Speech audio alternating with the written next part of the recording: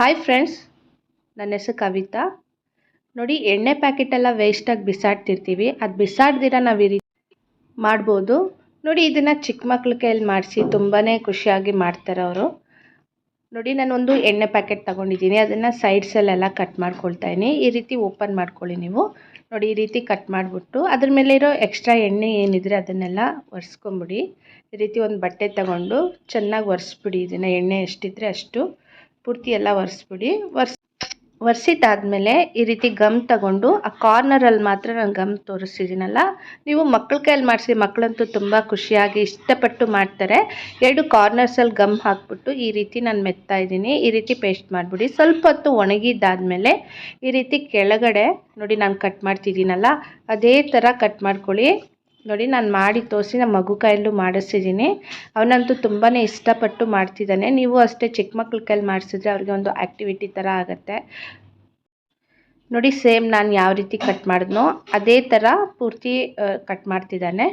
ನೋಡಿ, ಈ ರೀತಿ ಕಟ್ ಮಾಡಿದ್ರೆ ಸಾಕು. ಅದು ಪೂರ್ತಿ ಮೇಲೆವರೆಗೂ ಕಟ್ ಮಾಡಬೇಕು. ಅವ್ನು ಮುಂದೆ ಮಾತ್ರ ಕಟ್ ಮಾಡ್ತಿದ್ದಾನೆ.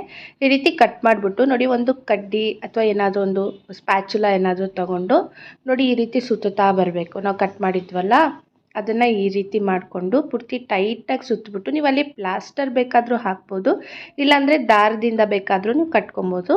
ನೋಡಿ, ಅವನು ಸಹ ಅಷ್ಟೇ ಸುತ್ತುತ್ತಿದ್ದಾನೆ. 2 ಸುತ್ತಿದ್ದಾದಮೇಲೆ ಒಂದು ದಾರದಲ್ಲಿ ಕಟ್ಕೊಂಡಿದ್ದೀನಿ ನಾನು. ನೀವು ಬೇಕಾದರೆ ಕಲರ್ ಪ್ಲಾಸ್ಟರ್ ಇದ್ದರೆ ಅದರಲ್ಲಿ ಸಹ ನೀವು ಕಟ್ಬೋದು.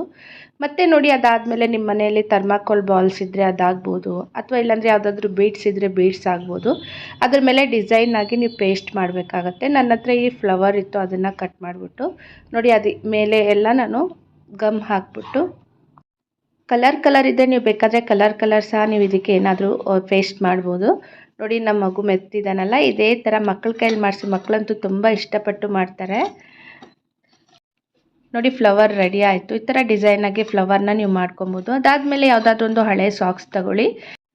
ನೋಡಿ, ಈ ಬಾಕ್ಸ್ಗೆ ಹಾಕಿಬಿಟ್ಟೆ ನಾನು ಪೂರ್ತಿ ಸಾಕ್ಸ್ನ ಈ ರೀತಿ ಒಳಗಡೆ ಸೇರಿಸ್ಕೊಂಬಿಟ್ಟು ಅದ್ರ ಮೇಲೆ ಮತ್ತೆ ನಿಮ್ಮ ಮನೆಯಲ್ಲಿ ಸ್ಟೋನ್ಸ್ ಇದ್ದರೆ ಏನಾದರೂ ಇದ್ದರೆ ಅದ್ರ ಮೇಲೆ ಡಿಸೈನ್ ಮಾಡ್ಕೊಳ್ಳಿ. ಡಿಸೈನ್ ಮಾಡ್ದಿರನೂ ಹಾಗೆ ಇಡ್ಬೋದು, ಆದರೆ ಡಿಸೈನ್ ಮಾಡಿದ್ರೆ ಚೆನ್ನಾಗಿ ಕಾಣುತ್ತೆ.